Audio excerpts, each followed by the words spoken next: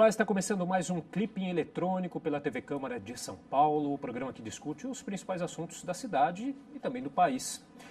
A maioria dos brasileiros, 60%, é contra qualquer tipo de publicidade para o público infantil, até 12 anos. É o que mostrou uma pesquisa do Instituto Datafolha, encomendada pela ACT, Aliança de Promoção da Saúde, organização que atua na promoção da saúde aqui no Brasil.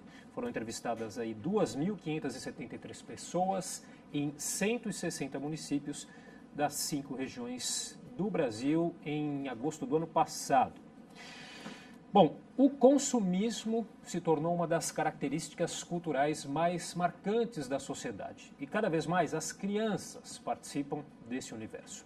Para falar sobre as questões que envolvem a publicidade voltada ao público infantil, eu recebo hoje no programa a supervisora do Procon de São Paulo, a Patrícia Dias, a professora de Publicidade e Propaganda da PUC de São Paulo, a Misaki, o diretor do Sindicato dos Publicitários do Estado de São Paulo, Marcos Gimenez Queiroz, e o professor de Publicidade e Propaganda da Universidade Anhembi Morumbi, o Sérgio Bairrada das Neves. Lembrando que você que está nos assistindo também pode participar, mandando sua pergunta, sua sugestão para a gente pelo telefone 011-3396-4944 ou enviando seu comentário pelo Facebook na nossa transmissão ao vivo, no facebook.com/Câmara São Paulo. Senhores, primeiramente é um prazer recebê-los, muito obrigado pela presença.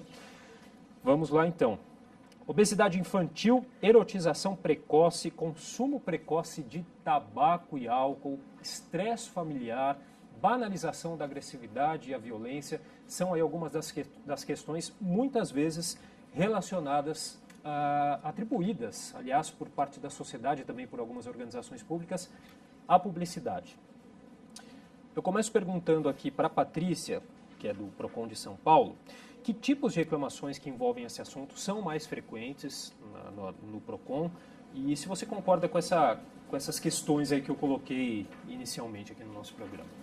Boa tarde, agradeço a presença. O que acontece? Nós temos reclamações de consumidores, sim, de algumas denúncias, de algumas associações, em razão principalmente de determinados programas infantis associados a alguns produtos que são comercializados ou durante a inserção de algum programa infantil, algum produto associado a justamente aquele personagem. Então, para a criança, como tem uma sequência, para ela não tem uma interrupção, ela não consegue fazer esse discernimento, os pais acabam fazendo denúncias, pedindo um esclarecimento sobre aquelas inserções que os programas infantis apresentam. Que é uma forma de incentivar o consumo, que é a questão do consumismo de determinados produtos, a questão alimentar, produtos que são multiprocessados, com alto teor de gordura, açúcar, que acaba incentivando, em alguns casos, contribuem para a obesidade infantil. E aí, nessa linha. A questão que fica mais evidente até por mexer com essa questão de saúde, né? Professora Misaki, como que você analisa esses dados aí dessa pesquisa que eu citei no começo do programa, mostrando aí que 60% dos brasileiros são contra aí qualquer tipo de publicidade para o público infantil? Eu acho que é super fácil você achar um vilão no mundo onde nós temos o bem e o mal. Eu acho que, na verdade, a gente não pode considerar a publicidade como um mal a partir do momento em que isso é uma consequência de toda uma cultura. Porque não é somente a publicidade que influencia a criança. Existem outras coisas, tem cinema, tem televisão propriamente dita, tem games, toda essa uma parafernália de streamings que hoje se faz. Hoje uma criança pequena, geral, sim, está com celular. Uma criança de 2 anos, 3 anos tem celular. E o que os pais estão controlando? Eles não estão controlando absolutamente nada. Então, dizer que a publicidade é ruim e falar que a publicidade é a causa de todo esse resultado, eu não concordo. Eu posso concordar em parte, mas colocar a publicidade como o vilão e sem enxergar todos os outros assuntos, os itens, eu discordo. Professor Sérgio, para a gente entender melhor como que funciona esse sistema, há legislações específicas que tratam desse assunto no país, especificamente aqui em São Paulo. Queria que se o senhor pudesse explicar isso para a gente. Os demais convidados também fiquem à vontade. Eu acho que essa é uma questão bastante importante e polêmica. Então, a gente percebe que aqui no Brasil, a publicidade que tem o foco, o público infantil, ela já é bem controlada e bem fiscalizada. Primeiro, assim, existe um código de ética de autorregulamentação da publicidade que é de 79, né, e é protegido pelo CONAR, que foi criado logo em seguida. Esse órgão e esse código de ética ele é bastante severo com relação à publicidade voltada ou não para o público infantil. Então, às vezes, um comercial não é dirigido ao público infantil, mas se de alguma forma pode afetar ou atrair um consumidor de forma indevida, o CONAR aceita as queixas e julga isso, né? E o CONAR tem mostrado nos últimos anos ser bastante severo e rigoroso com relação a isso, né? A gente entende, né, nós publicitários, professores também de publicidade, entende que a publicidade ela é um fator de contribuição para a educação, e se ela não consegue ser um fator de contribuição para a educação na forma direta, na forma de publicidade, que ela ao menos não atrapalhe a educação dos pais, né? Então, assim, a publicidade ela é severa. Nós tivemos, assim, eu peguei um levantamento assim, meio parcial, do surgimento do CONAR até 2012, já eram mais de 8 mil processos julgados só de publicidade infantil. E a maioria desses processos, eles foram dados como advertência, que acho que é o mais grave, né, ou suspensão do comercial. O CONAR ele é rápido nesse ponto. A partir do momento que qualquer pessoa faça uma queixa sobre uma publicidade, ele já entra em julgamento isso daí, e em poucos dias esse comercial ele é advertido, ele é suspenso, ou não acontece nada, dependendo da leitura que se faça. Isso aí até que é uma questão. Essas penalizações, elas são adequadas, já que muitas vezes se trata de empresas aí, grandes multinacionais, com dinheiro envolvido, né? Será que se está penalizando a altura?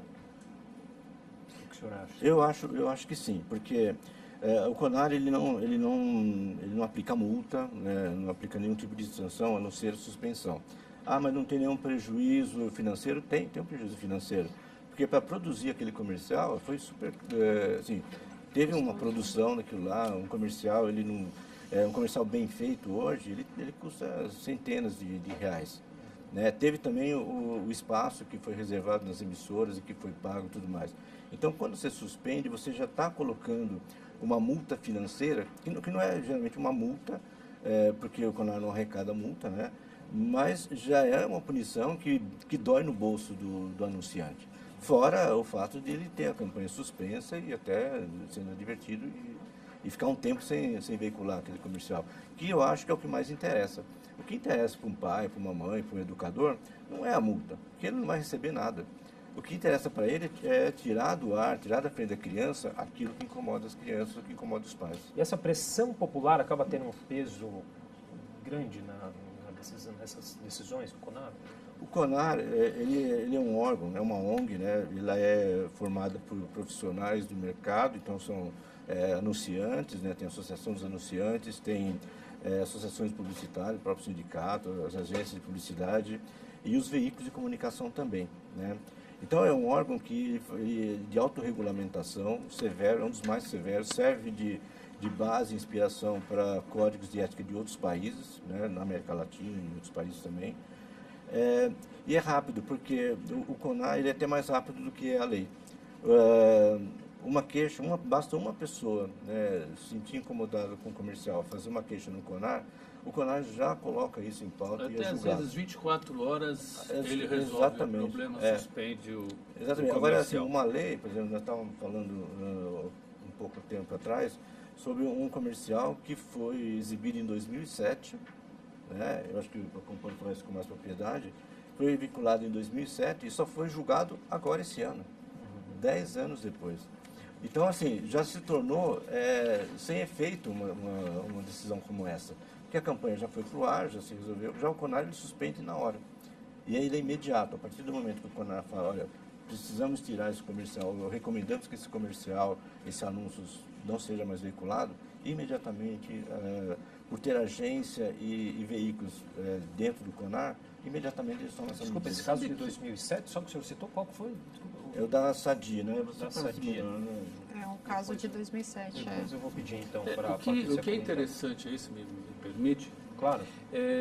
Abordando o que a doutora falou, e o colega professor também, a maior problemática está não na publicidade, que a publicidade, na realidade, ela não faz mal para ninguém. O problema é o que se insere e o público a que se dirige. Se nós não tivermos cuidado no que vamos transmitir, no horário e quais são as aderências a esse produto, nós estaremos sim fazendo mal. Então, o que deveríamos fazer? Em primeiro lugar, sim, zelar pelas crianças. Por quê? Pelas crianças menores de 12 anos não têm a mínima noção do que é real e do que é imaginário. Como é que ela consegue dividir? Se ela vê lá o Hulk usando lá batata frita, cheia de óleo, cheia de sal, com ele ali na capa do produto, na embalagem do produto, não tem como o pai, com maior autoridade que ele tenha, consiga dissuadir a criança a não consumir. Então cabe a nós e às empresas, aí é que está. As agências de propaganda, simplesmente elas pegam a verba do cliente e fazem o que determina o briefing e vai fazer a campanha em cima disso. Mas cabe a nós, a própria sociedade da área de propaganda, do negócio da propaganda, gerir isso com responsabilidade. A publicidade não é mal para ninguém, mas a faca pode ser usada para cortar legumes. Não é por isso que nós vamos arrancar a faca de uma cozinha, mas a faca serve para matar. Então a propaganda é igual. Eu acho que a grande questão não é condenar o bem ou o mal, né, da publicidade. Eu acho que ela tem que ter parâmetros. A gente tem que deixar muito claro que, assim, publicidade voltada para a criança, primeiro que ela não tem discernimento. Para ela é o mundo imaginário. Então, aquele produto associado a um personagem infantil que ela mais se identifica, tudo isso são fatores preponderantes para a compra, inclusive, de determinados produtos. Hoje é fato, são pesquisas reiteradas, não só no Brasil e fora, que uma criança ela é responsável por 70% do que uma casa consome. Sim, ela acompanha seus pais no supermercado, ela influencia, existe um poder, existe uma persuasão, isso é fato. Né? Agora, hoje, o que nós estamos enfrentando, já de um tempo para cá? Crianças lidando com essa questão do problema com a questão do peso, a questão da saúde, não é à toa que a pesquisa foi por eles organizadas, né? Então, você tem várias instituições trabalhando, fazendo esses alertas. Então, para a criança, para ela é uma sequência. Então, você vê muitos programas infantis com inserções de determinadas publicidades. Para a criança, é uma continuidade do desenho, uma continuidade do seriado. Ele não faz esse discernimento, não, aquilo é o desenho, não, aqui é um produto. Claro, tem uma responsabilidade do adulto, sem dúvida nenhuma, só que lidar com o imaginário de uma criança, né? E hoje, assim, não é à toa que tem, inclusive, tem ocorrido muitas proposições legislativas, inclusive a questão alimentar nas escolas, porque ali nas escolas essas questões das cantinas, tem tudo isso, as alimentações que são servidas ali, qual é o teor alimentar, qual que é a publicidade que trabalha com aquilo, incentivo para determinadas alimentações associadas a alguns produtos, a alguns personagens. E, Patrícia, mas veja bem, quando você fala isso, tá, então tudo bem, salgadinho, que tem excesso de sódio, etc, então tá, não pode. Então, como é que você vai fazer publicidade, por exemplo, de algum alimento que realmente seja saudável? Porque a partir do momento que você proíbe a propaganda, publicidade de um alimento, você está proibindo também publicidade de todos os outros alimentos. Agora, então... por isso que a gente colocou, não se trata de proibição, sim de parâmetros de como você vai utilizar isso, né? Teria que ter alguma regra para isso, agora não simplesmente... O próprio Código de Ética do CONAR, você tem o próprio Código de Defesa do Consumidor, ele tem parâmetros. Agora, no Uruguai, só uma questão interessante. No Uruguai, a gente tem muito intercâmbio internacional na área da propaganda e também no movimento sindical, e nós estivemos lá por 3 vezes, e o que nós vimos, eles têm uma legislação tão forte que é proibido colocar sal no alimento. Os alimentos que você consome no Uruguai não tem sal. Se você quiser sal, você vai na mesa do restaurante e você coloca, porque o sal, ele é inimigo do ser humano. como o açúcar também. Então, por exemplo, eu nunca vi na natureza o leão, quando se alimenta, colocar sal na zebrinha que ele está comendo. Tampouco o coelhinho na hora de comer a cenoura. Então, esse é o tipo de assim, é a questão da lei, é uma coisa que a professora falou, né? Quando a lei ela enquadra alguma coisa, ela enquadra para todos, porque ela é igual para todos, né? Acontece assim, que não é só a publicidade que faz uma criança se alimentar mal. Tem muito aí o papel da educação dos pais, os pais esclarecerem esses impulsos. Tirar a publicidade da criança, eu acho que não é a solução definitiva. Pelo contrário, né, eu acho que tem até um efeito colateral negativo nesse aspecto. Primeiro, por que eu não acho que ela é efetiva? Porque a criança, ela recebe vários impulsos, não é só da publicidade. O primeiro impulso que ela recebe é o exemplo dos pais. Então, se os pais consomem isso, então elas vão consumir, elas vão se basear nisso. Se uma criança, ela, por exemplo, vai num shopping center, né, com a família, e ela vê uma loja de brinquedo, ela vai se entusiasmar com a loja de brinquedo do mesmo jeito. Não tem publicidade aí, né? Então, assim, se for basear nisso, se for proteger pela lei, proteger a criança de uma mensagem publicitária que leva ao consumo, então, assim, vamos proibir, então, crianças professor, nós estamos falando de crianças menor de 12 anos. Sim, mas as crianças de 12 anos, menor de 12. Sim, mas ele tem que ter também contato. Mas para isso que tem os pais, que tem os responsáveis para direcionar isso. Olha só que coisa interessante. Nós temos a Gisele Bündchen. Ela é uma figura internacional aceitável, consumível, que se você grudar qualquer produto com ela, associa a marca, vende. Então, o que acontece conosco, adultos? Nós compramos com grande facilidade. O problema para com a criança não é somente a alimentação. Nós não falamos aqui do bullying de marca.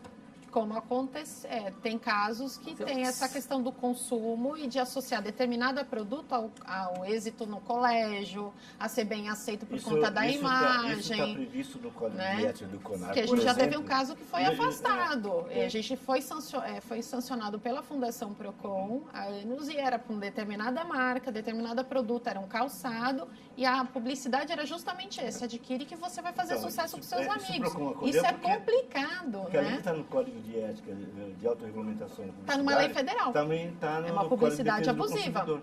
Que separa a publicidade abusiva ou não. Você fala Gisele Bündchen, eu não lembro, pode ser que eu esteja enganado, né?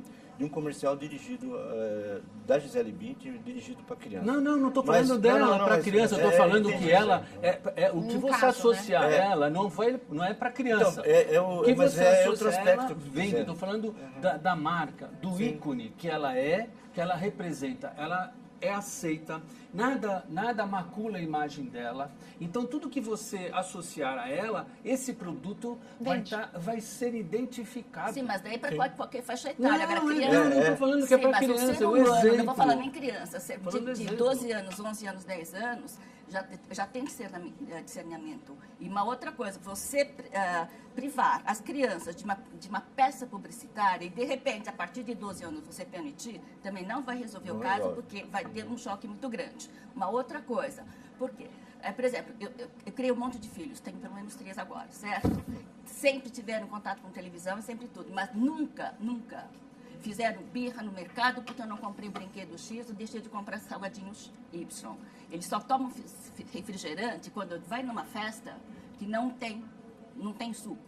Ou só compra refrigerante num restaurante, numa lanchonete, quando o suco é R$10, um copinho desse tamanho, com uma colher de fruta e 300 ml de água, que não se sabe de água, compra mais de R$10 e refrigerante dá R$2.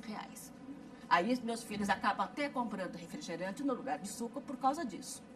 Então, veja, eu acho que não foi a propaganda. Porque se fosse propaganda influenciando todo mundo, meus filhos também estariam comendo salgadinhos, tomando refrigerante, etc. E comprando brinquedos que dizem que não são educativos. Eu acho que depende muito também da educação. Então, por isso que eu falei antes de começar o programa. Qual é o nosso problema? Os pais, hoje em dia, eles não sabem educar. Pensa que educação é na escola. Faz uma baita de uma confusão de educação não formal, educação formal e educação informal. e depois coloca toda a culpa que ele não é capaz de controlar, ou de mostrar os limites para uma criança, porque você mostrar o limite para a criança é da responsabilidade do pai e da mãe, e só que a criança fica lá fazendo birra, mas porque eu acho que os pais não conseguem mais eu acho colocar. que a gente Vão colocando crianças no mundo sem ter condições de educar. Eu acho que a gente tem que ter uma responsabilidade, a ponderar alguns pontos, assim, tem uma responsabilidade compartilhada. A gente sabe da responsabilidade dos pais enquanto educador, formador daquele ser humano, ponto 1. Agora, você ter um programa infantil com inserções Sim, essa é a atrelados à brincadeira, atrelados àquela imagem, aquele mundo infantil, é complicado, né? Para a criança, para ela não tem sentido. Da mesma forma que ela vê o programa, para ela chega no corredor de um supermercado e vai falar, meu personagem infantil está aqui, né? E agora você imagina isso no universo de um colégio. E a gente está falando dentro de casa com uma criança, com seus filhos ali. Agora, num colégio, por exemplo, que tem uma cantina com determinados produtos comercializados ali, alimentos, todos associados a um desenho, a um filme, tudo do universo infantil. Vou dar um exemplo. Há pouco tempo, a gente teve um caso, que foi uma denúncia inclusive no atendimento do PROCON, era uma garrafa era um produto voltado até público infantil, era para as garotas, tinha os desenhos todas das princesas, só que a garrafa, todo o formato dela era de um champanhe. Qual que é o discernimento para a criança? É incentivar o consumo para bebida? Para ela, aquilo ali é ali para ela deveria ser proibido de fazer isso. E assim, é feito toda a publicidade em cima daquilo ali. Sim, mas né? Para criança. Mas esse aquilo representa. Não é publicidade. Mas tem uma agência existem profissionais dentro da agência que devem ter colocado ou deveriam ter colocado para o marketing do anunciante que aquilo não caberia. Porque cabe, isso é uma questão de ética. Sim. Eu jamais vou fazer uma inserção, ou fazer uma propaganda, ou gastar o dinheiro do cliente numa coisa que eu sei que lá na frente vai dar problema. Agora, me chama muita atenção que o professor colocou, né? De X tempos aí do CONAR, né? Do período que ele tem, 8.000 publicidades suspensas. É uma pesquisa um padrão. De 80 a 2012. Pois é, 8.000. Então, assim, eu acho que o fato dessas publicidades que foram suspensas ou advertidas, isso é um parâmetro no sentido de o que a gente precisa ajustar, né? Exatamente. Isso, eu acho que a partir dos casos concretos, você já consegue ter um direcionamento, né? Você tem o Código de Defesa do Consumidor, é uma lei federal, né? Ela está aí quanto tempo? Você tem o Código do CONAR? Perfeito. Se você tem esses casos, são os parâmetros. Algo está errado. E que eles estão, assim, são os parâmetros, eles estão aí, eles se atualizam, eles se modernizam. Perfeito. Por exemplo, você falou de brincadeira com produto. Por exemplo, no meio desse processo, estipulou o seguinte, que programa de televisão infantil não pode ter produto inserido no cenário, não pode ter interação com nenhum ator. Aqueles merchandising que tem, né? E tem. Mas não pode. A questão da embalagem, você falou também, essa embalagem, você pode prestar uma queixa para o CONAR, ou para o PROCON também. Como foi feito, foi por CDC. Lá. E olha, está resolvido. Por isso que eu falo assim, eu acho que proibir a publicidade de modo geral... Assim, não, ninguém está falando isso. Isso mas que se debate muito sobre pelo isso que eu estou entendendo, pela discussão até agora, a grande dificuldade é de colocar esses limites, né, essas regras aí para essas questões. E até a pergunta aqui que foi feita pela página aqui do Facebook, de nome The Boy Angel Oliver, qual que é a solução para a publicidade infantil, né? Qual que então, seriam os limites, enfim. Um dos limites seria esse. Em primeiro lugar, olha só que o PROCON do Mato Grosso acabou de realizar no dia 27 agora. Ele suspendeu uma goma chamada Redoxitus da Bayer, que na realidade é um suplemento vitamínico, com desenhos da Disney na embalagem, com aqueles personagens divertidamente. É aquilo que você falou. Como é que, onde existe a responsabilidade nossa, eu sou publicitário, sou diretor do sindicato, e atuo, né, como professor também na área. Mas foi uma publicidade ou foi só a embalagem? Não, tudo. Tem a embalagem, ninguém coloca uma imagem num produto e não faz a publicidade. Colocou na gôndola, enfim, fez o que tinha que ser feito e o PROCON foi lá e grampeou, né, e já fez uma ficha corrida do... Ou seja, está funcionando. Então o que acontece? O que nós temos que ter, em primeiro lugar, para responder, nós precisamos ter moral, ter ética para poder trabalhar.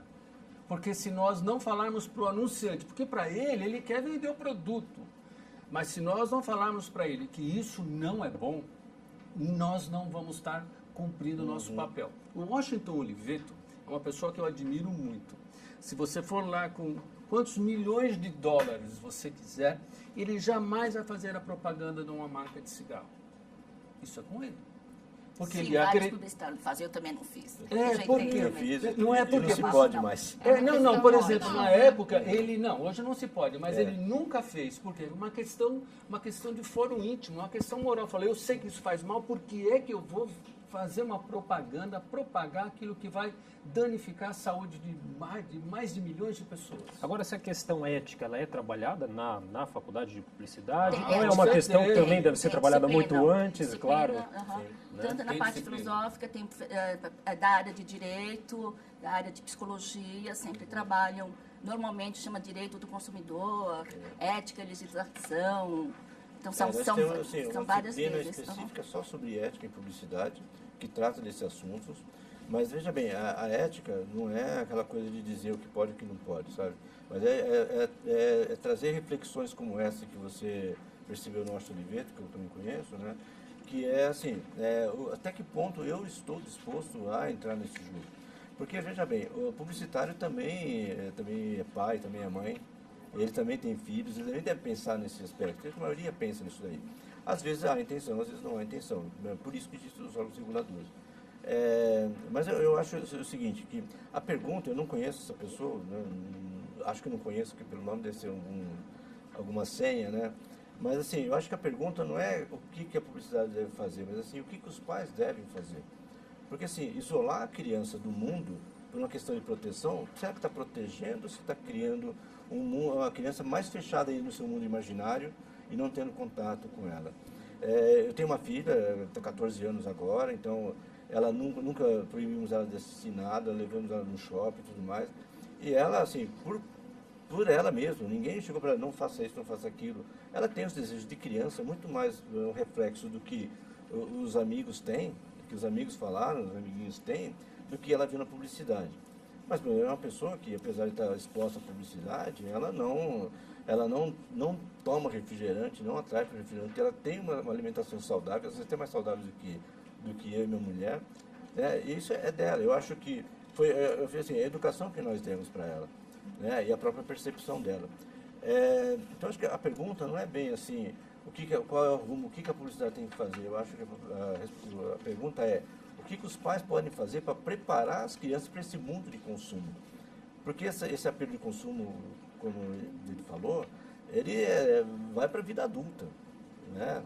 Então, assim, uma criança que você isola do mundo, você protege ela e não educa apropriadamente para ela reagir de forma mais coerente e saudável a algum impulso, algum apelo, você está tirando dela assim, a capacidade dela se proteger no futuro, quando já for com 12, 13, 15 ou 18 anos, que seja o caso. Né? Eu vou fazer uma pergunta aqui para os nossos colegas aqui e também para o pessoal de casa. Qual é o recall? O que você lembra de um comercial, de uma música, de um jingle? Quando você lembra, por exemplo, do Café Seleto, ou do Urashima Taro, enfim, dos cobertores Paraíba, acho que é a mãe de algum dos câmeras. Tudo do século passado, né? É isso, do século passado. Vai... O que você está falando? Então, o que acontece? Quando você lembra desses comerciais, eu quero dizer a vocês que essas memórias não são suas, são implantadas. E essas memórias que você traz hoje te direcionam para consumo, se foram agradáveis, você associa, você toma um café e você vai lembrar dessa música. Depois de um sono bom, a gente levanta. Então, isso é uma memória plantada. Então, esse é o cerne da nossa questão aqui. Não é se vai fazer ou não vai fazer a propaganda, é o que vamos colocar nessa propaganda. E em que hora vai ser colocado? Nós não podemos colocar uma criança, trancá-la e esperar que ela chegue aos 18 anos sem participar da vida. Nós temos que ter cuidado o que é que nós passamos para ela, o que nós incluímos até porque ela na cabeça. essa faixa etária, ela está em idade de formação, né? Ela está iniciando a sua vida e, claro, ela vai ter contato, só que a gente está falando de questões no sentido de um bombardeio nas crianças. Então, é a mochila, é o chinelo, é o tênis, é a comida, é a roupa, é um bombardeio. Para a criança, o celular, é tudo isso, é das mais formas. Hoje você tem as redes sociais, as crianças têm contato, tem contato celular. Primeiro que é o mundo que elas vivem. Eu acho que não é porque elas vivem assim, a gente, então tá liberado e vamos deixar ver o que acontecer. Tem que ter parâmetros, sim. Ela não tem discernimento, tem a responsabilidade dos pais, sim. A questão não é proibição da publicidade. Inclusive, na própria... Então, não resolve. Não é a proibição, é a forma, o que se coloca nessa publicidade e o que se propõe com ela. Eu acho que é a questão do público infantil. Tanto que você vê, em alguns países europeus, eles não veiculam determinadas publicidades associadas a alimentos ou o que for. Naquele horário que as crianças estão assistindo TV, é proibido determinados merchandising, aquela coisa, tá dentro do programa, do desenho, aparece aquele produto. Hoje, no Brasil, ainda a gente vê, né? O PROCON sempre está monitorando essas situações, então tá lá, a criança assistindo determinado programa, aparece um pop-up, alguma informação de um produto. Para ela, tem a ver com aquele desenho que ela está assistindo.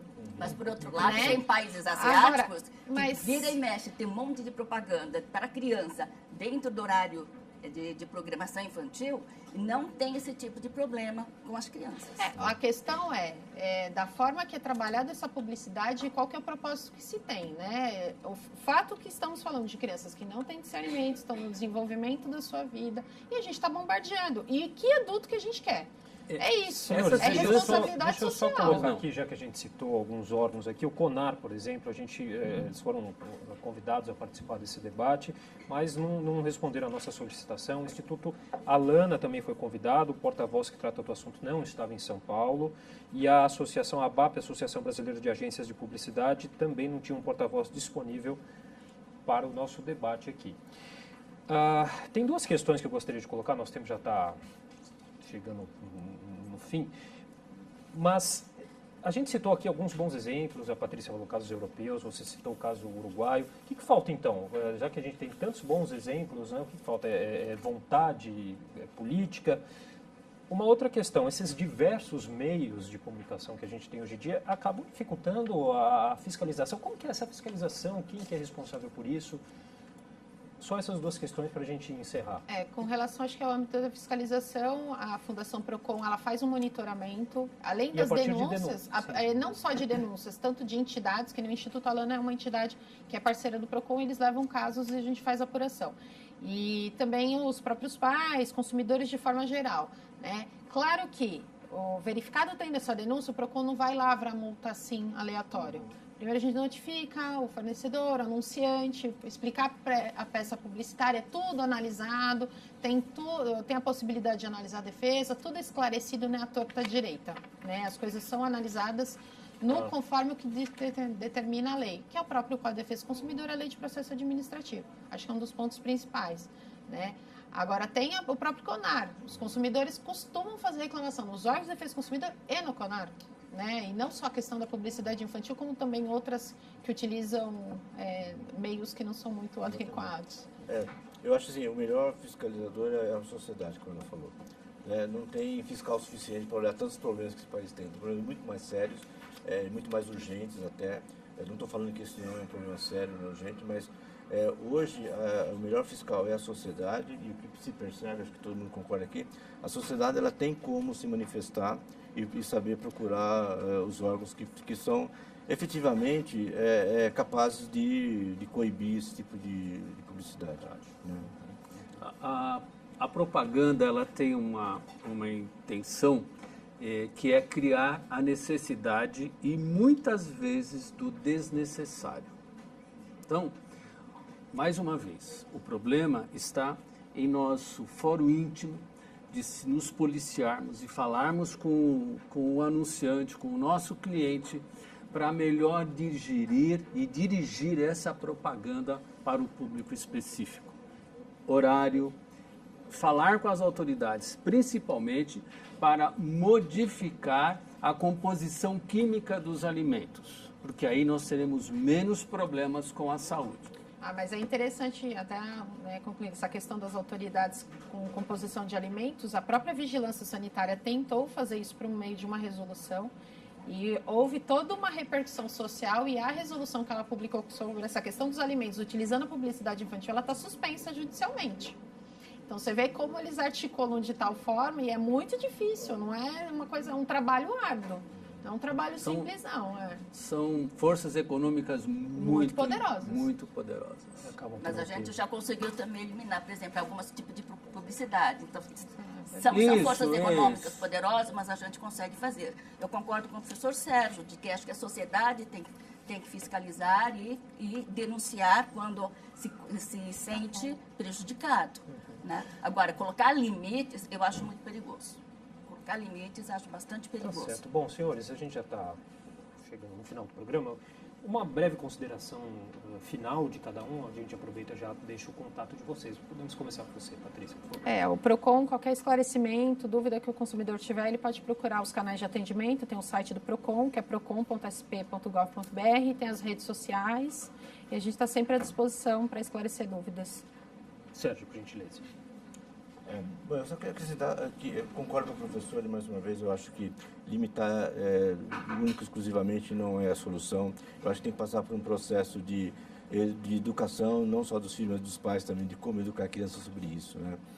E tem outro aspecto que a gente não chegou a debater aqui, que é assim, a suspensão da publicidade infantil corresponde ao seguinte: a emissoras de televisão abertas, que não têm recurso nenhum a não ser denunciante, elas não vão ter anunciante nesse público.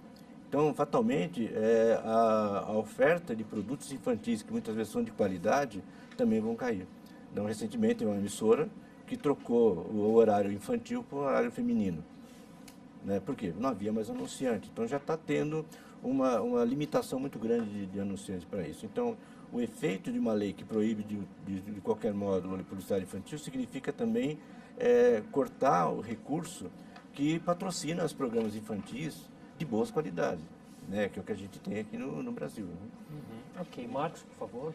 Bem, em primeiro lugar, quero agradecer o convite, estar junto de pessoas com grande competência, e aprendi bastante. E eu quero ressaltar o seguinte: a ética, ela é importante em todas as profissões.